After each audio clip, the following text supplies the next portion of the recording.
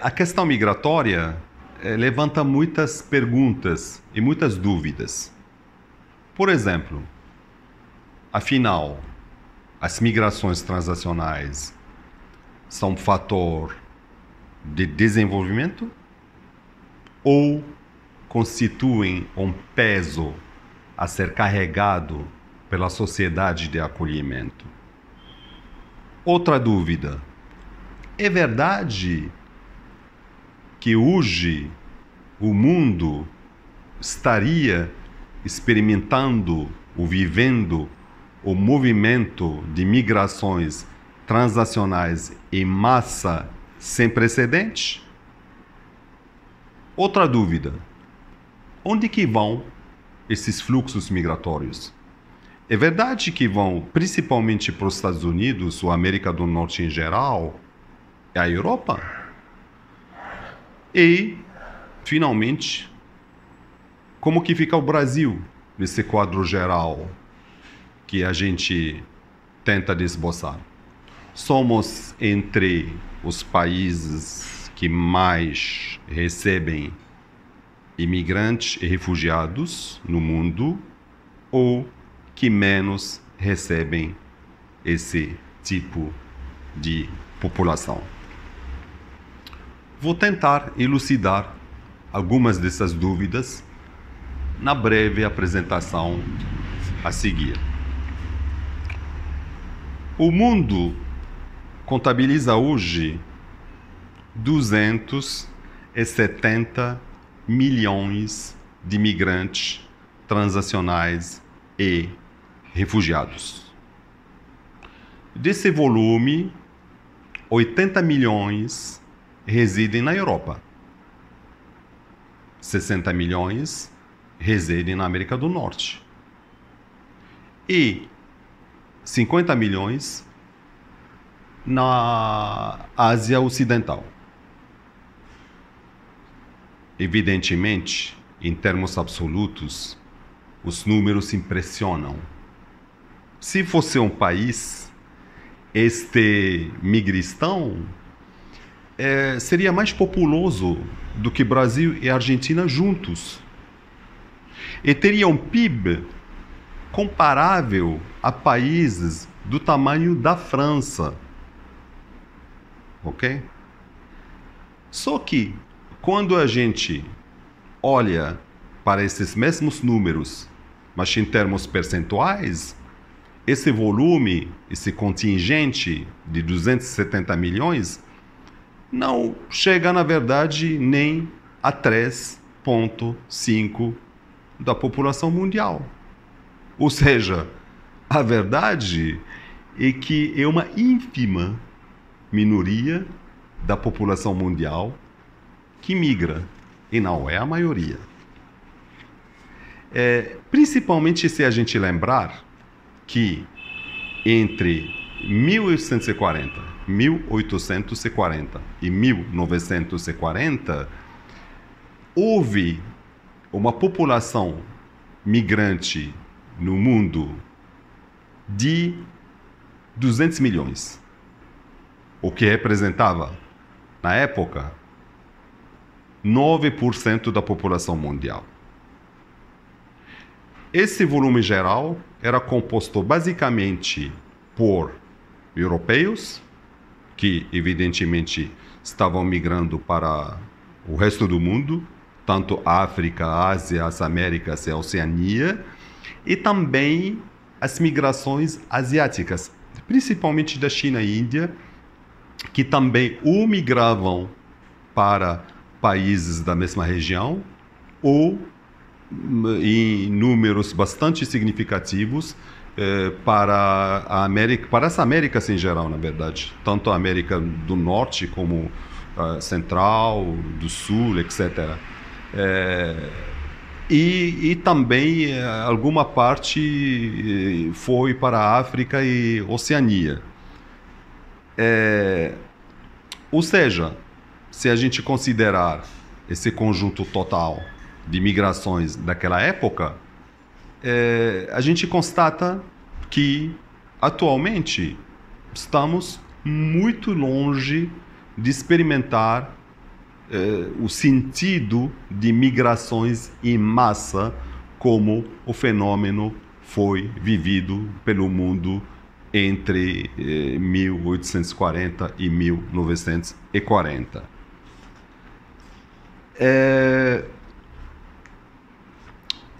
Falando justamente da composição, da contribuição asiática, é muito importante prestar atenção a esse fato, porque as teorias que a gente conhece, que são mais usadas nos estudos migratórios, às vezes pecam por um certo ranço eurocêntrico. Portanto, a gente presta muito mais atenção às migrações rumo à Europa, ou rumo à América do Norte, do que outras migrações. Enquanto, na verdade, a contribuição asiática intracontinental foi muito importante em termos de números para esse volume total das migrações da transição do século XVIII para o século XIX, ou melhor, do século XIX para o século XX. Ok? Isso é um fato muito importante. E quando a gente chega à nossa região, a América Latina, constatamos que até 1914 a América Latina recebeu algo em torno de 11 milhões de imigrantes, majoritariamente europeus.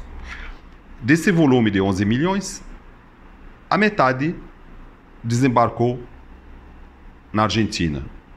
O terço desembarcou no Brasil. Hoje, a novidade é que os fluxos migratórios transacionais se tornaram cada vez mais fluxos na direção sul-sul. Ok? Assim, por exemplo, atualmente, 40% das migrações transacionais ocorrem no eixo sul-sul, contra apenas 30% no sentido sul-norte. E o resto, evidentemente, dividido entre as migrações norte-norte e algumas migrações norte-sul. E o Brasil, isso tudo? Até os anos 40 do século XX, o Brasil tinha recebido 4 milhões de imigrantes, o que representava na época 10% da população mundial, da população brasileira da época. Enquanto hoje o volume de imigrantes transacionais, refugiados, estudantes estrangeiros, expatriados, não chega nem a 1% da população brasileira. Contra, por exemplo, Argentina, 5%. Estados Unidos, 15%. Canadá, 20%. Austrália, 30%.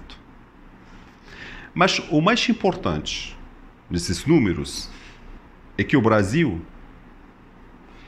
conhece um grande déficit em nosso saldo migratório. Saldo migratório é a diferença entre o volume de emigração com relação ao volume de imigração.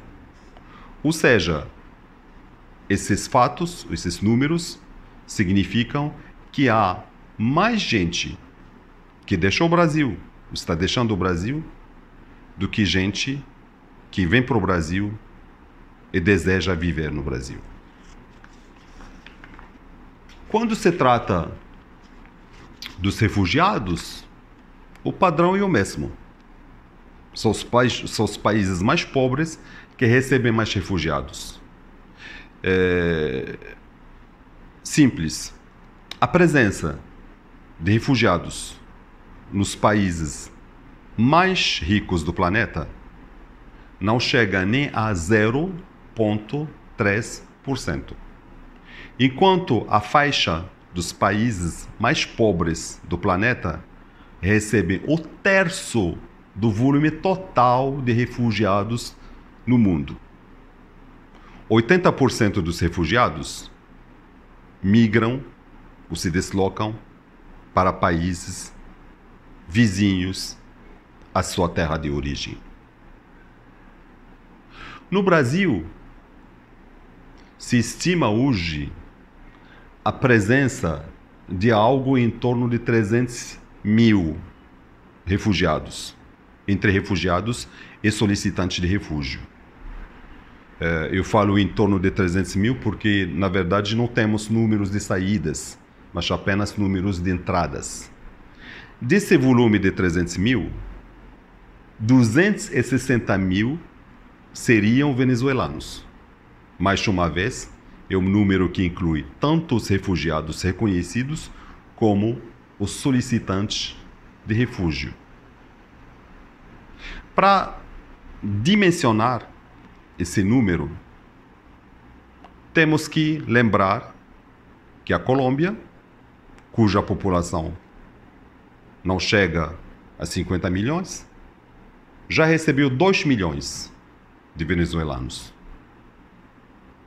A Argentina, que não tem fronteiras com a Venezuela, já recebeu 200 mil refugiados.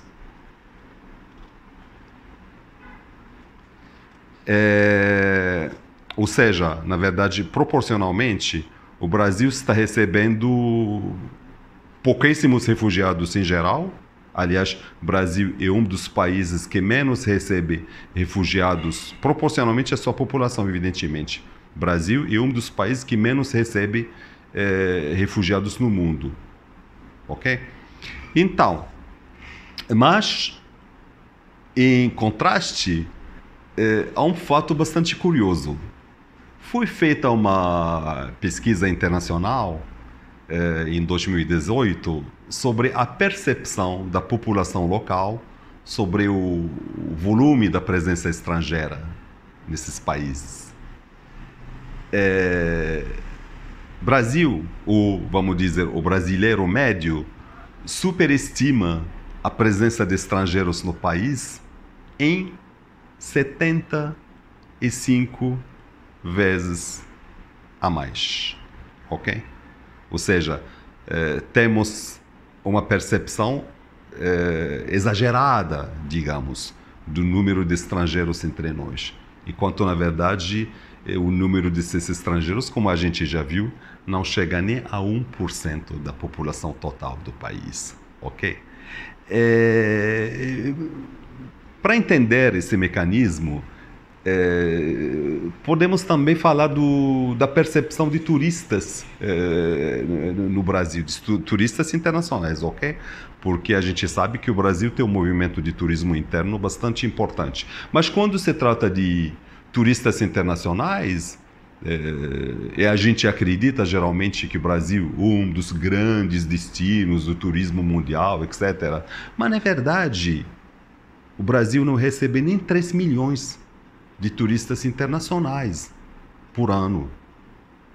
Mais uma vez, se a gente comparar com o país vizinho, com a Argentina, cuja população é 5 vezes menor do que a população brasileira e cujo território é 3 vezes menor do que o território brasileiro, recebe 7 milhões de turistas internacionais a cada ano. Ok?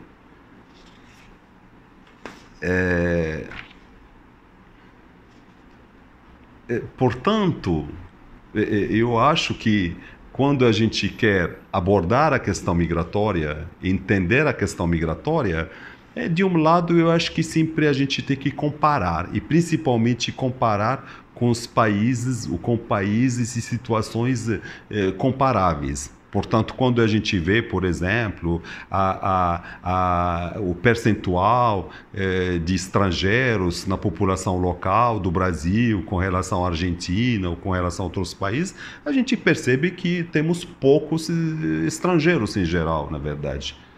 Da mesma maneira, quando a gente fala de refugiados, a gente acha que temos muitos refugiados, até porque teve um movimento bastante significativo de solicitações de asilo, de refúgio pelos venezuelanos, mas basta comparar com a Colômbia, basta comparar com a Argentina, para a gente perceber que, na verdade, temos, de um lado, poucos refugiados e, por outro lado, temos um número não muito significativo de refugiados especificamente venezuelanos, ok?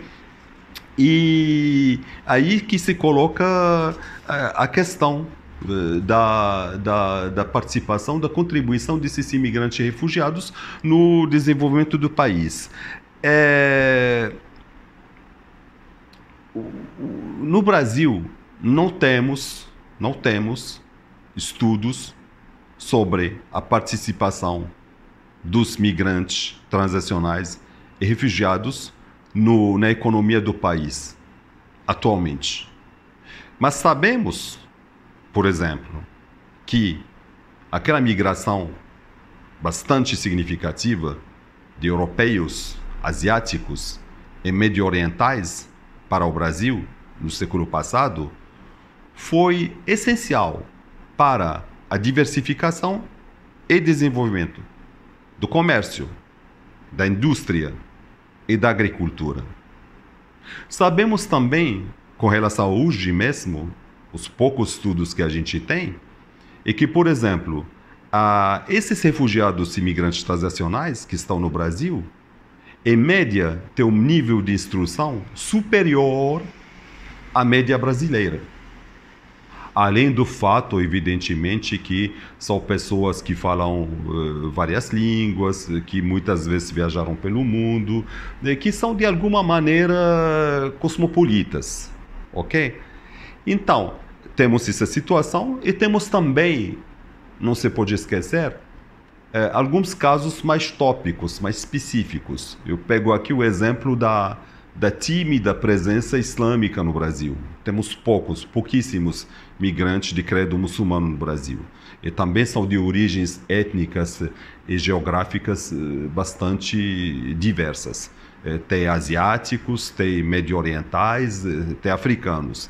Mas se você pegar a indústria de carne no Brasil, eu falo tanto ave como carne bovina e o resto, o Brasil é o maior produtor e exportador de carne halal, que pode ser consumida pelos muçulmanos no mundo, ok?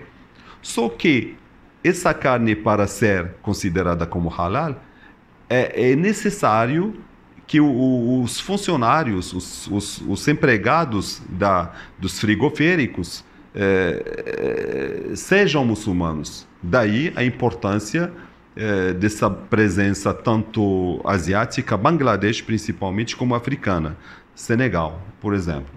Então a gente vê que há uma dinâmica que faz com que essa migração não é prejudicial, com certeza que não, até pelo número extremamente modesto. Ou seja, se a gente pegar 1% da população de um país, não é algo extravagante. Como explicou um analista, que eu acho a imagem bastante interessante, imagine que você organizou uma festa para 100 pessoas. Aí, de repente, comparecem 101. 1% isto. Você preparou uma festa para 100 pessoas, chegaram 101 pessoas. Ou seja, você não vai precisar, em teoria, de nada, mudar nada, nem cardápio, nem no máximo você puxa mais uma cadeira e está resolvido. E a comparação que a gente tem que ter em mente para entender a presença desses estrangeiros no país. Já na Europa e na América do Norte, os estudos são convincentes. Na verdade, não há dúvida nenhuma do papel positivo, ok? Da contribuição dos imigrantes e dos refugiados no desenvolvimento local da sociedade e do país de acolhimento. primeiro você tem um desenvolvimento econômico local, são pessoas que geralmente trabalham, produzem, até porque o imigrante ele é de alguma maneira preso numa engrenagem familiar do país de origem, precisa mandar dinheiro para a família, etc. Mas não apenas isto. Os imigrantes, tanto na Europa como na América do Norte, são essenciais para a formação de redes globais de comércio, ok? Sem falar, evidentemente, do aporte cultural, que também é muito importante. A presença de estrangeiros, ou de imigrantes transicionais ou de refugiados, incentiva o estudo de novas línguas, o conhecimento de outras realidades, a abertura da mente, etc. Ok? Então, na verdade, a contribuição só pode ser positiva. Mas tem mais. Tem mais. O mundo vive hoje, o mundo na sua totalidade, vive dois fenômenos concomitantes. Baixa natalidade. A taxa de natalidade no mundo está cada vez mais baixa. 2, o envelhecimento da população no mundo inteiro. E a gente não pode achar que o Brasil seja ou constitua uma exceção. Pelo contrário, a taxa de natalidade no Brasil já é mais baixa do que a taxa de natalidade de países como os Estados Unidos, a França, a Grã-Bretanha e muitos outros países, tanto europeus como de outras regiões do mundo. Ou seja, a participação, a contribuição previdenciária, em primeiro lugar, a reposição da população em geral, a ocupação de postos de trabalho, o capital humano da juventude com a sua capacidade criativa, de inovação, etc., quando a população começa a envelhecer e não consegue mais repor a sua população numericamente, a imigração se torna um recurso absolutamente valioso e, na verdade, atualmente, mas isso não é o tema dessa apresentação, na verdade, hoje no mundo, ao contrário do que se acredita, há uma disputa pelos imigrantes. Só que cada país prefere adotar uma política determinada, uma abordagem específica para atrair esses imigrantes. Evidentemente, também entra aquela questão da imigração seletiva, que não é uma conta totalmente convincente, porque a população mais diversa mais rica simbolicamente e materialmente que a gente precisa de gente de todas essas competências, mais gente com visões de mundo diferentes melhor, etc. Ok? Então, com tudo isso, o que podemos dizer para concluir? Não são os imigrantes e refugiados que precisam do Brasil.